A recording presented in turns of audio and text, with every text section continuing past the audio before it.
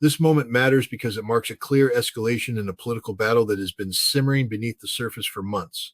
American politics is no longer operating in a phase of cautious positioning or coded language.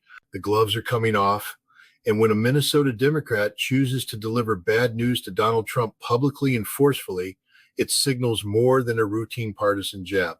It reflects a broader shift in confidence, strategy, and urgency within the Democratic Party as the political calendar tightens and the stakes rise. Minnesota is not traditionally viewed as the epicenter of national political warfare, which is precisely why this development carries weight. When sharp warnings or aggressive messaging come from outside the usual coastal power centers, they tend to resonate differently. They suggest that concerns about Trump are no longer confined to elite circles or national party leadership, but are spreading through state-level figures who are closely attuned to voters, legal realities, and electoral math on the ground. This moment also arrives against a backdrop of mounting pressure on Trump from legal challenges, campaign constraints, and an increasingly polarized electorate. In that environment, words matter. Statements become signals, not just to voters, but to donors, party operatives, prosecutors, and the media ecosystem that shapes political reality. A Democrat deciding to go gloves off is not acting in a vacuum. It is a calculated move within a rapidly narrowing window where narratives harden and momentum becomes difficult to reverse. What makes this moment especially significant is that it hints at a transition from defensive politics to open confrontation. It suggests Democrats believe the terrain is shifting in their favor, or at least that restraint no longer serves their interests. Understanding why this shift is happening now is essential to understanding what comes next for Trump, for his opponents, and for the political fight ahead. The identity of the messenger matters as much as the message itself, especially in an era when political credibility is constantly questioned and motives are instantly dissected. The Minnesota Democrat at the center of this moment is not speaking from the margins of the party or from a performative corner of cable news politics. This is someone rooted in electoral reality, shaped by statewide dynamics, pragmatic coalition building, and the demands of governing in a politically competitive environment. That background gives their words a different kind of weight. Minnesota Democrats, by necessity, tend to be disciplined communicators. The state has a strong Democratic tradition, but it is not immune to swing voters, rural-urban divides, or narrow margins. Politicians who succeed there usually do so by blending ideological clarity with tactical restraint. When such a figure decides to abandon caution and speak bluntly about Donald Trump's vulnerabilities, it suggests that internal calculations have shifted. This is not a message crafted for applause alone. It is one designed to land. What also distinguishes this messenger is proximity to voters, to institutional processes, and often to legal or legislative realities that national figures talk about in abstract terms. State-level Democrats frequently see consequences earlier than Washington does. They see how legal developments affect turnout, how messaging shapes local media coverage, and how national figures either energize or exhaust the electorate. When one of them sounds the alarm, it is often because the data, the timing, and the risk assessment are aligning. There is also an element of permission embedded in this moment. When a Democrat from Minnesota goes gloves off, it implicitly signals to others that the costs of speaking plainly have dropped. It tells fellow lawmakers, party officials, and surrogates that the ground has shifted, that what once seemed too aggressive or risky may now be necessary. In politics, messengers do not just convey information, they test boundaries. Understanding who is speaking helps explain why this moment cuts through the noise. This is not a fringe voice seeking relevance. It is a calculated intervention from someone who believes the political environment has reached a point where restraint no longer offers protection and silence no longer offers advantage. What defines this moment is not just what was said, but how it was said. The phrase gloves off captures a deliberate shift from guarded, procedural language to something sharper and more direct. For months, many Democrats have spoken about Donald Trump in careful terms, framing concerns through legal processes, democratic norms, or abstract warnings about the future. That approach was designed to appear responsible and measured, but it also carried a risk, distance. It softened urgency, and allowed Trump to frame himself as the victim of elites and institutions rather than the subject of concrete consequences. The shift in tone signals that calculation has changed. The Minnesota Democrats' message abandons euphemism and speaks in plain political language. It treats Trump not as a theoretical threat, but as a real and immediate problem with tangible vulnerabilities. This kind of rhetoric is not impulsive, it is strategic.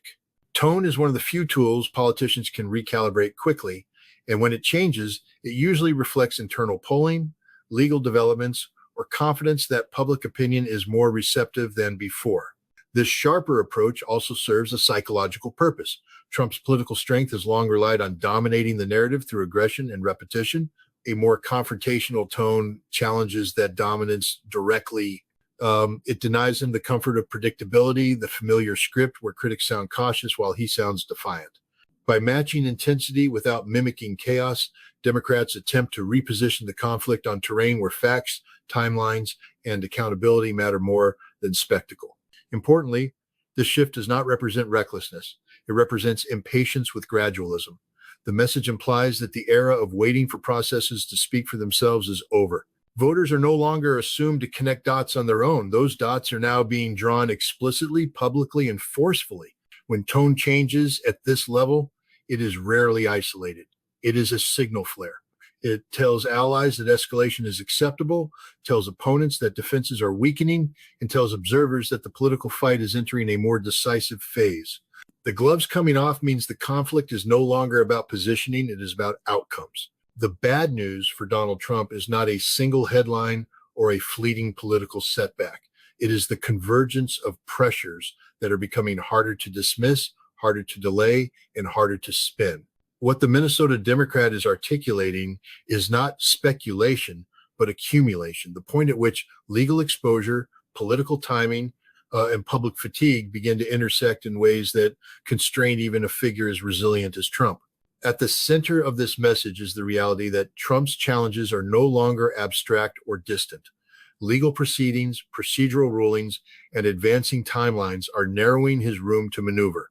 These are not battles fought on social media or at rallies, where energy and grievance can override detail.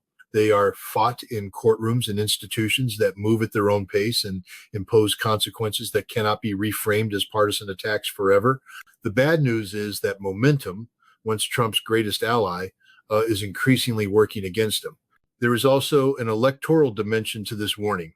Campaigns thrive on clarity and control, and Trump's situation threatens both. Time spent responding to legal developments is time not spent consolidating support, expanding coalitions, or shaping the agenda. Voters who may tolerate controversy can become uneasy when instability appears constant and unresolved. The Democrats' message suggests that cracks are forming not necessarily among Trump's most loyal base, but among the persuadable voters and institutional actors he needs to remain viable. Crucially, this bad news is framed as structural, not personal. It is not about rhetoric or personality, but about limits. No amount of messaging can indefinitely override court schedules, ballot deadlines, or voter exhaustion. The warning being delivered is that Trump is approaching a phase where reaction replaces initiative and defense replaces offense. By laying this out plainly, the Minnesota Democrat is stripping away the illusion that time will reset the board. The bad news is not that Trump faces challenges, he always has. The bad news is that those challenges are now converging in a way that makes escape increasingly improbable. The strategic impact of this moment on Donald Trump's position is subtle but profound. Power in politics is not just measured by crowd size or media dominance, but by freedom of action. What the Minnesota Democrat is pointing toward is a narrowing of Trump's strategic options, a shift from maneuver warfare to positional defense. That transition is rarely voluntary, and it is almost always costly. Trump's political strength has long rested on his ability to control tempo. He sets the pace, forces reactions, and keeps opponents off balance. Legal entanglements and escalating public warnings disrupt that rhythm. When external events dictate your calendar, your strategy becomes reactive. Every court date, ruling, or procedural deadline imposes constraints that no amount of bravado can erase. Strategically, this weakens Trump's capacity to surprise, pivot, or dominate the news cycle on his own terms. There is also an impact on coalition management. Political allies are risk sensitive. As uncertainty grows, loyalty becomes conditional. Donors reassess return on investment, party officials hedge their bets, and surrogates calibrate their enthusiasm. Even when public support remains strong, private calculations can shift quietly. The Democrats' gloves off message accelerates this process by making the risks explicit rather than implied. From a campaign perspective, a sustained defensive posture is draining. Resources are finite: time, money, attention, and credibility. Every unit spent responding to accusations, rulings, or warnings is a unit not spent expanding reach or reframing the future. Strategic exhaustion does not require defeat, it requires constant friction. Perhaps most importantly, this moment challenges Trump's narrative of inevitability. Political momentum feeds on the belief that victory is preordained. When credible voices begin to articulate limits and consequences in clear terms, that belief erodes. The strategic impact then is psychological as much as operational. Trump remains a formidable figure, but strategy is about trajectories, not snapshots. The warning being delivered is that his trajectory is no longer fully under his control. And in politics, that loss of control is often the beginning of real vulnerability. What this moment reveals most clearly is not just a challenge to Donald Trump, but a recalibration inside the Democratic Party itself. When a Minnesota Democrat chooses to go gloves off, it functions as an internal signal as much as a public statement. It tells other Democrats that restraint is no longer the default posture that the party believes. Conditions now favor clarity over caution. For much of the recent political cycle, Democrats have struggled with a strategic dilemma: how to confront Trump aggressively without amplifying him. The fear of overexposure led to a reliance on process-heavy language and institutional distance. This approach protected credibility, but it often lacked urgency. The shift in tone suggests that party strategists increasingly believe the risk has flipped, that failing to speak plainly now carries greater danger than speaking forcefully. Internal signaling matters because parties move in waves, not in unison. Someone has to test the water. When a credible figure does so and meets little resistance, it lowers the cost for others to follow. This is how messaging evolves from isolated statements into a coordinated posture. The Minnesota Democrats' move suggests confidence that voters are prepared for sharper contrasts and that ambiguity no longer benefits Democrats electorally. There is also a strategic consolidation underway. By framing Trump's problems as structural and unavoidable rather than partisan or personal, Democrats aim to align legal reality with political messaging. That alignment reduces internal friction between moderates and progressives, between institutionalists and activists. It creates a common language centered on consequence rather than ideology. At the same time, this signaling serves as a discipline mechanism. Going gloves off does not mean abandoning facts or exaggerating claims. It means choosing directness without recklessness. By modeling that balance, the messenger sets boundaries for how far escalation should go. Ultimately, this moment suggests a party preparing for a decisive phase. The internal message is clear. Hesitation is no longer a strategy. The fight ahead will be direct, public, and grounded in consequence, and Democrats intend to meet it head on. What comes next is unlikely to be quiet or symmetrical. Once the gloves come off in politics, escalation follows its own logic. The Minnesota Democrats' warning does not exist in isolation. It invites response, resistance, and counterattack.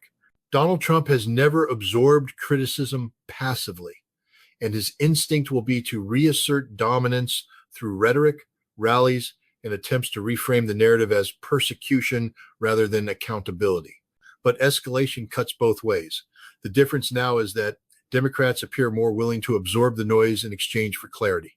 Future statements are likely to be more coordinated, more explicit, and more closely tied to unfolding events. As legal milestones approach and campaign pressures intensify, messaging will harden.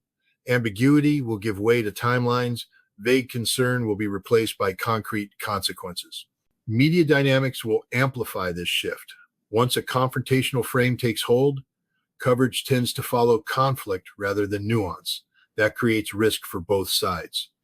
Trump thrives in chaos, but sustained exposure to unresolved problems can exhaust even a loyal audience. Democrats, meanwhile, must maintain credibility while increasing intensity, a balance that will be tested repeatedly. The deeper consequence lies beneath the headlines. This moment suggests that the political system is moving from anticipation to confrontation. Decisions that were once deferred are now being forced. Voters, donors, institutions, and party leaders will all be pushed to choose positions rather than postpone judgment. What began as a warning from a Minnesota Democrat may, in hindsight, be remembered as a pivot point, the moment when restraint gave way to resolve. Whether that resolve translates into lasting advantage depends on discipline, consistency, and events beyond anyone's control. One thing is certain: the era of waiting has ended. The conflict ahead will be louder, sharper, and more consequential. And once politics reaches that stage, there is no putting the gloves back on.